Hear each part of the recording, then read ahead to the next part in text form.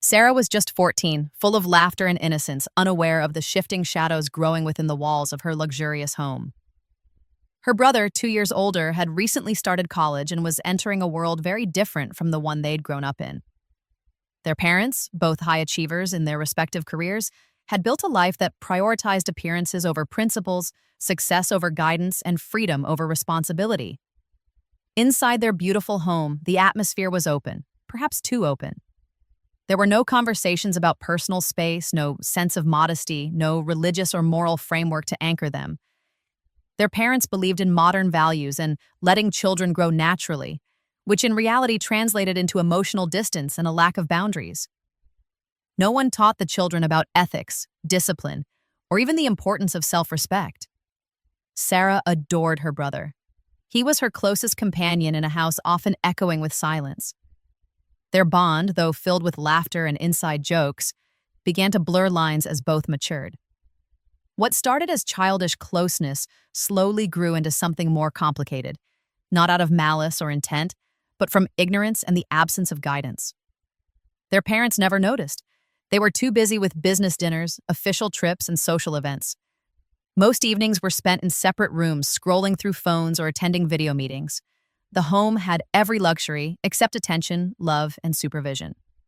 Their father often said, "We trust our children." But trust without teaching was like leaving a ship adrift without a compass. Their mother, ambitious and socially driven, had gradually distanced herself from household matters. She believed parenting was about providing resources, not values. Their social circle reinforced this mindset. Gatherings at home were frequent, filled with both men and women exchanging laughter, stories, and sometimes even flirtations, all in front of the children. Sarah observed everything. No one thought to explain what was right or wrong. No one filtered what the children saw or heard. Over time, the line between innocence and exposure began to fade. The brother, too, started absorbing this environment. His friendships at college mirrored what he saw at home: bold, careless, and morally ambiguous. He wasn't a bad person, just lost in a world where no one had taught him better. Sarah continued to look up to him, unaware that the very silence surrounding them was slowly dismantling the safety she believed in. And so, without even realizing it, they were both walking toward a storm, one decision at a time. Sarah's world was small: school, home, and the occasional visit to her favorite bookstore. She was still a child in many ways, full of questions, daydreams, and laughter that echoed in empty hallways.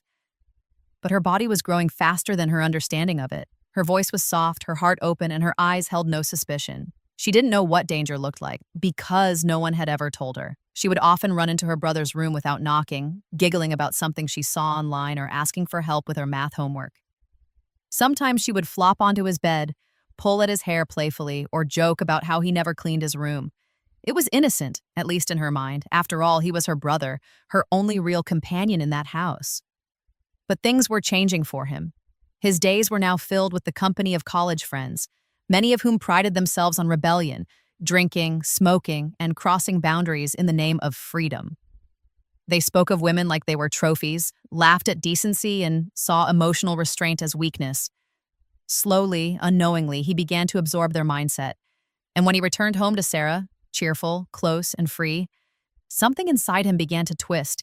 He felt guilty for the thoughts that occasionally crept into his mind, but he had no idea how to confront them. No one had ever taught him about spiritual discipline, nor had he ever learned how to control impulses or lower his gaze. Shame whispered in his ear, but silence made it worse. So he stayed silent.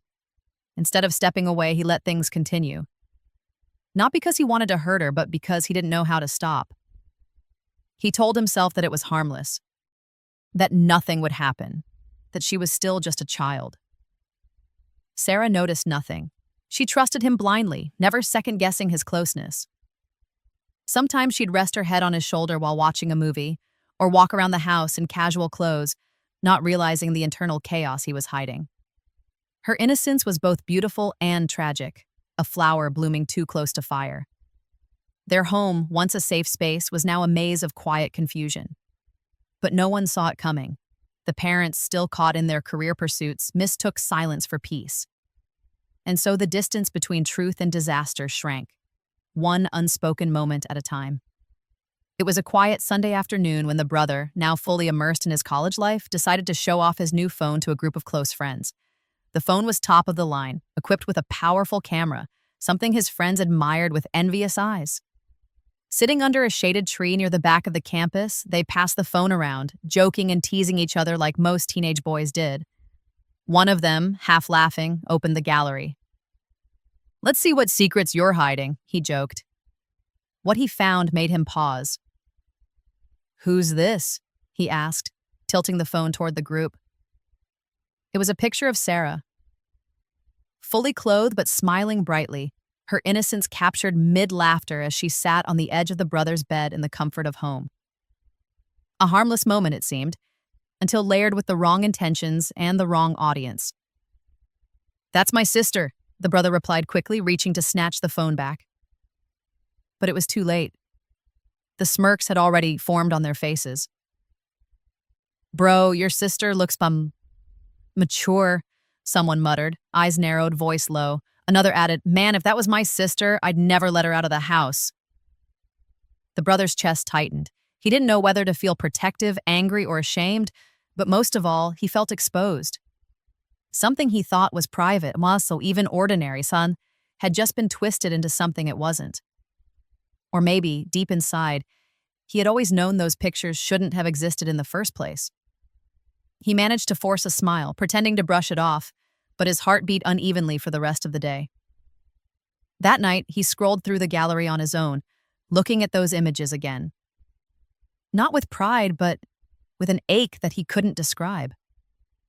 They weren't indecent, not at all, but they were hers. And now others had seen them. Others had spoken about her in ways no brother could ever bear. He thought about deleting them, but didn't. Instead, he locked the folder. It was a simple mistake. One photo, 1 second of trust, one door left open.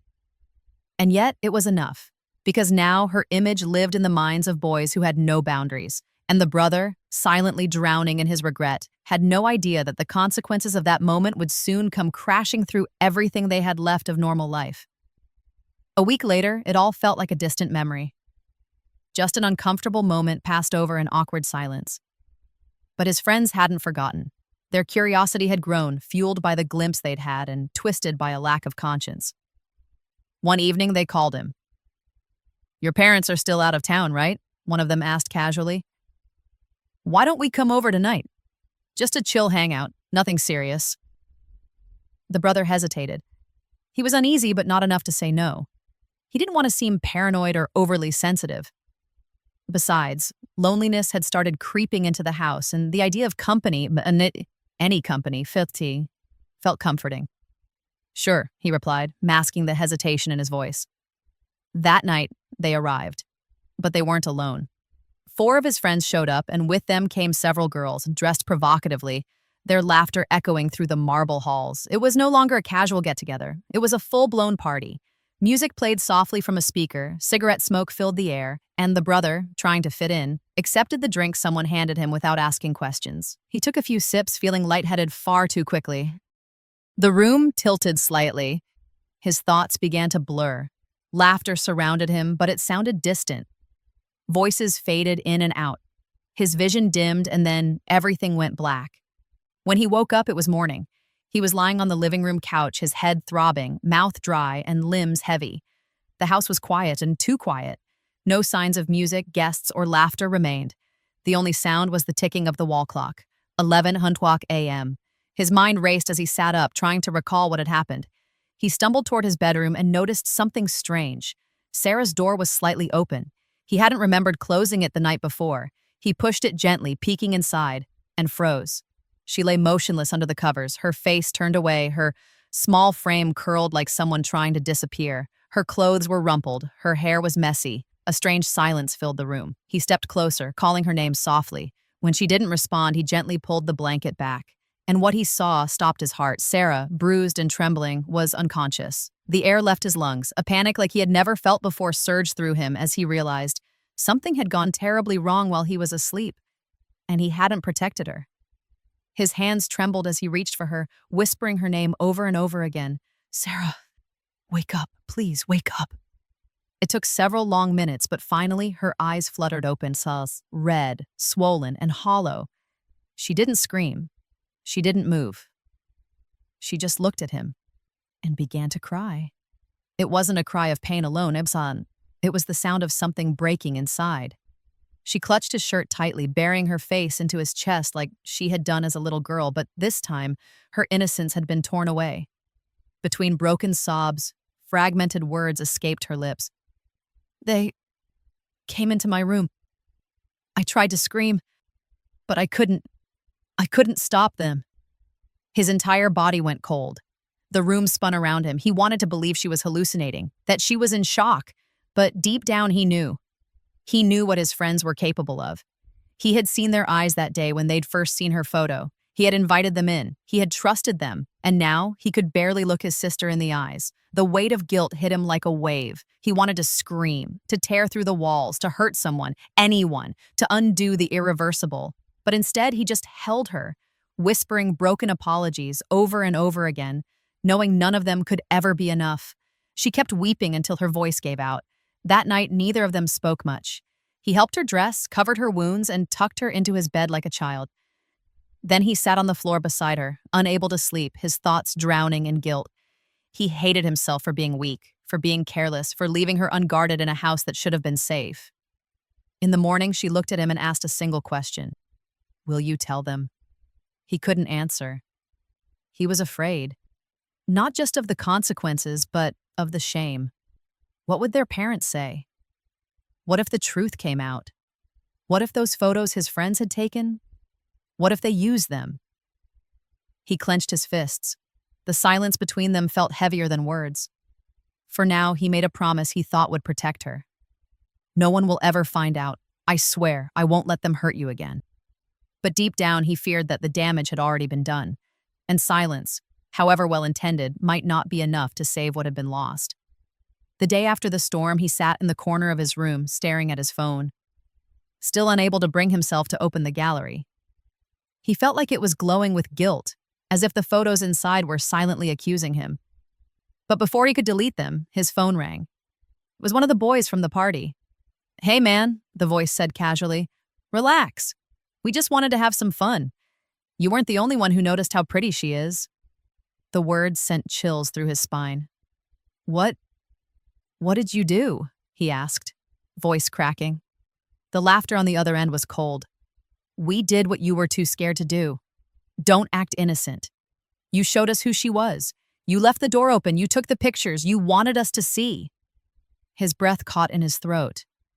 Listen, the voice continued, darker now. Don't even think about going to anyone. We took photos too, from every angle. You wouldn't want those getting out, would you?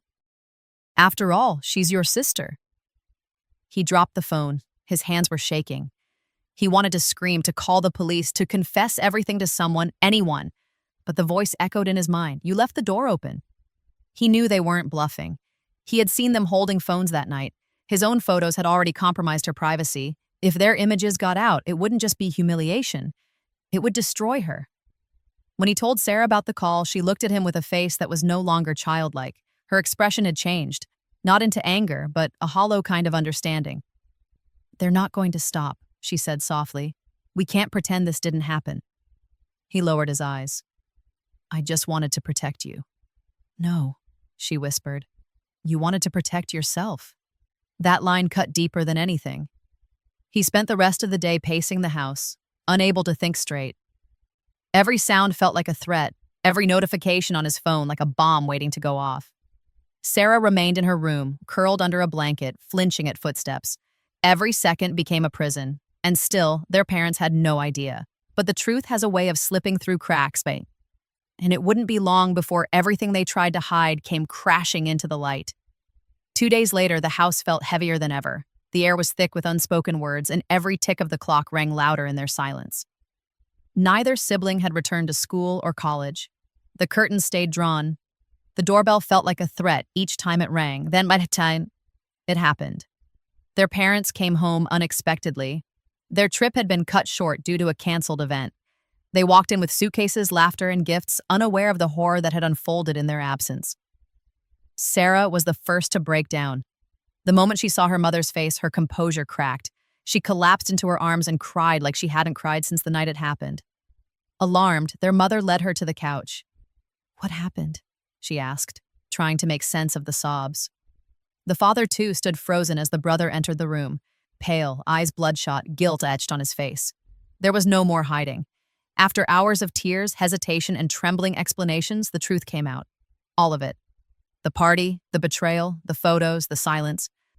And worst of all, the night that destroyed their daughter's world. For a moment, no one spoke. Then their mother fell to the floor, clutching her chest. "My child. My baby."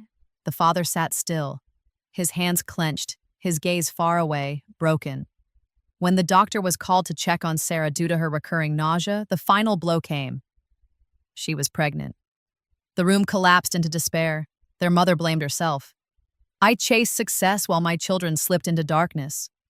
Her tears were real, but too late to undo what had been done. The father, once calm and silent, exploded. "This is what comes from ignoring our roots. We left behind the values that protect our daughters and sons. We replaced religion with routine, boundaries with freedom, and now look at where we are." He looked at his son not with anger, but disappointment so deep it felt like rejection. "You were supposed to protect her." "I failed," the boy whispered, tears falling freely now. "I failed her. I failed all of you." There was no comfort, no forgiveness, only the heavy truth that the family they once were could never fully return. What remained was a broken home trying to make sense of the wreckage. But as shattered as they were, this was not yet the end. A new kind of battle was just beginning, not just for justice, but for healing. The days that followed were filled with consultations, tests, and hushed conversations behind closed doors. Every doctor they visited gave the same answer. Sarah was too weak, too fragile for any medical termination. The risk to her life was simply too high. What was once a terrible memory now carried a heartbeat. A child was growing inside her, not from love, but from violence. Their mother sat in silence for hours each day, clutching a prayer book she hadn't touched in years. Her strength, once displayed in boardrooms and social circles, had turned into quiet desperation. Their father barely spoke. He had aged overnight, but the heaviest burden lay on Sarah. She didn't want to be a mother, not like this. She didn't want to carry the weight of that night forever. And yet she could not bring herself to hate the life growing within her. It wasn't the child's fault. Still, the shame, the whispers she imagined, the eyes that would stare, they haunted her every waking moment. Her brother, drowning in guilt, tried to be present. He canceled his college plans, he stayed near her, did what he could. But the damage wasn't something he could undo with gestures. One night, while sitting beside her bed, she finally broke her silence. "I don't want people to know," she said softly. "I don't want them to look at me differently." Her mother overheard and made a decision, one that would change all their lives. They would keep the child, but no one would know Sarah was the mother. Their housemaid, a quiet woman who had worked with them for years and had no children of her own, was asked to adopt the baby as hers. She agreed, her eyes welling with tears, and swore never to reveal the truth. The family would move to a new city, change schools, leave behind their old life and start again, with silence as their shield. And so, months passed. Sarah remained indoors, her schooling paused. Her body changed, her mind struggled, and when the baby finally arrived, a girl soft and beautiful like Sarah herself, everyone cried. The housemaid held the child with trembling hands, overjoyed. But Sarah, watching from a distance, felt a sharp pain in her chest. She had given life, and now she had to let it go. The price of one night's silence had become a lifelong secret.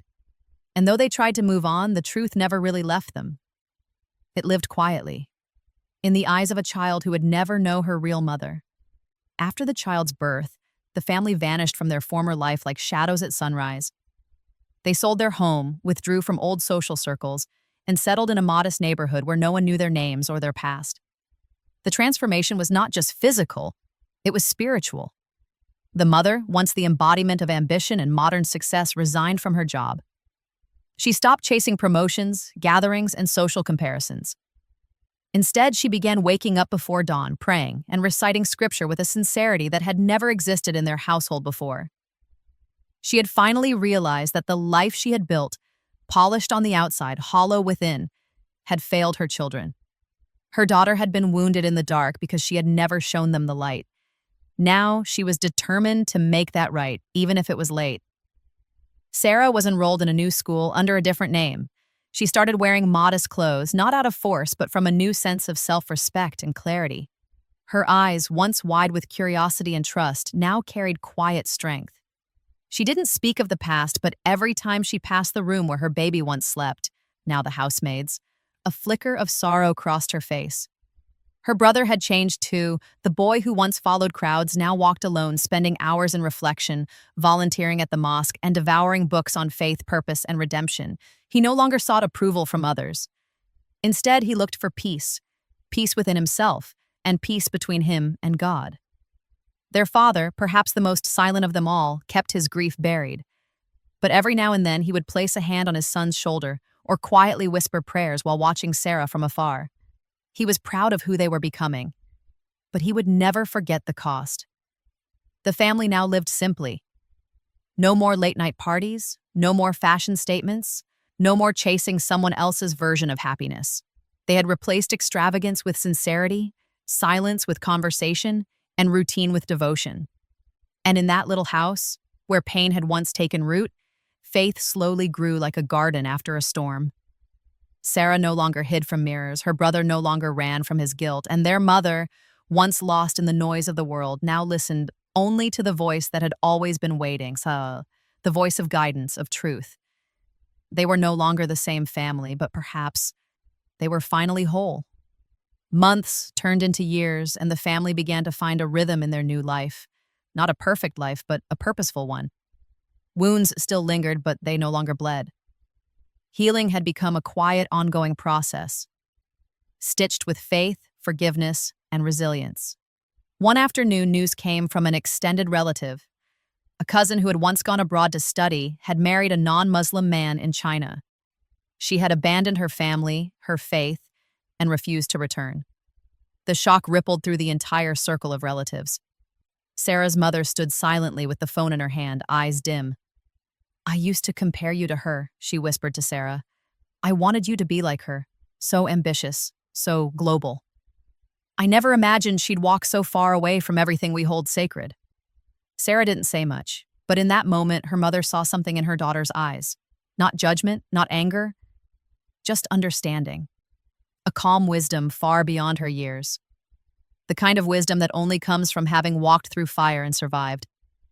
That evening, their mother sat with both of her children, a cup of tea warming her hands. "I wanted everything for you," she said softly. "Prestige, education, status. But I never gave you what you truly needed, like protection, boundaries, faith." They listened. "I thought modern parenting meant freedom, but I didn't see that freedom without guidance is just abandonment." The silence between them wasn't awkward, but it was sacred. It held regret, yes, but also gratitude. Because despite everything, they were still together. Changed, but not destroyed. Outside, the child, Amais, now a toddler, ran through the small garden, laughing with the housemaid who had raised her as her own.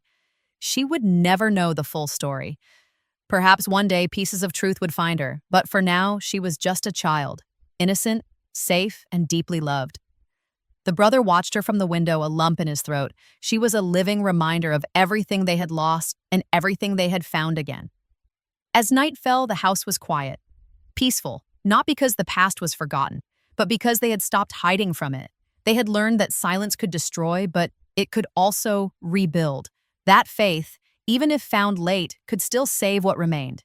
And so, in a world that once tried to break them, they stood firm, not as victims, but as survivors. Stronger, wiser, whole.